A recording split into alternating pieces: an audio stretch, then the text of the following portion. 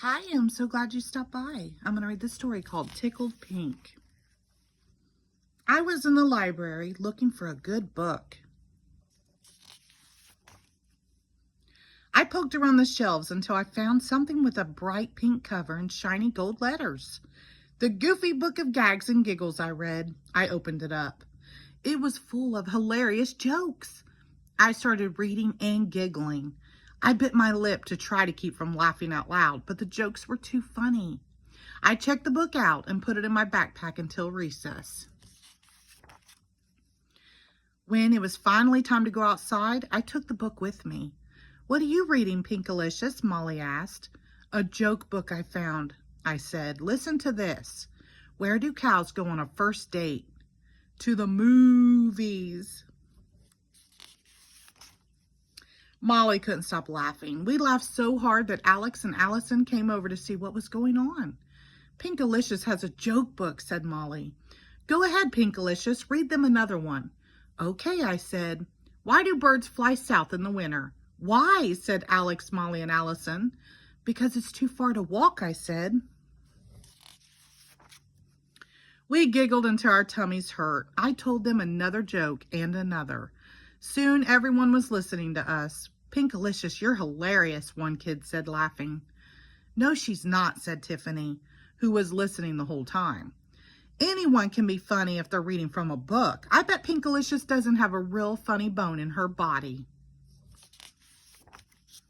"I do too," I shouted, my cheeks turning pink with anger. "Prove it," said Tiffany. She challenged me to a laugh-off for the next day. "You can tell any joke you want, but you have to make it up yourself," she said. I wasn't sure I could think of a joke as good as the ones in the book, but I agreed. Everyone was watching. What else could I do?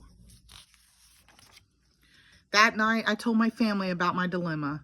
I need to create a joke that's fizzier than pink lemonade, more fun than pink cupcakes, more pink-tastic than pink, I said.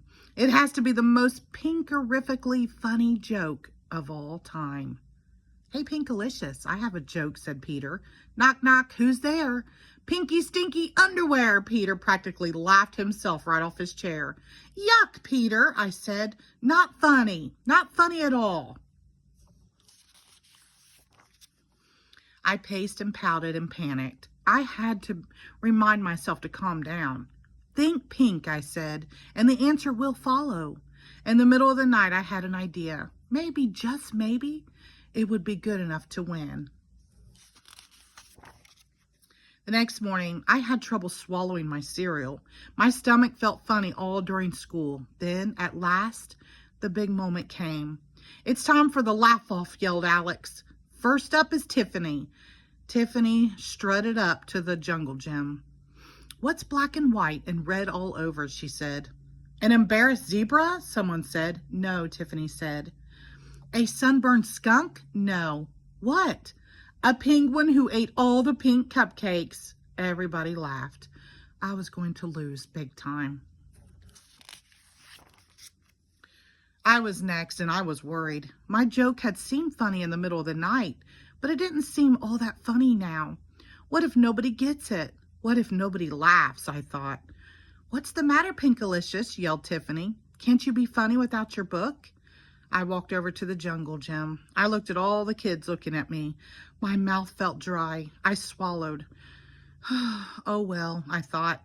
Even if my joke isn't the best, at least everyone will know it's my own. "What's even funnier than being tickled?" I said.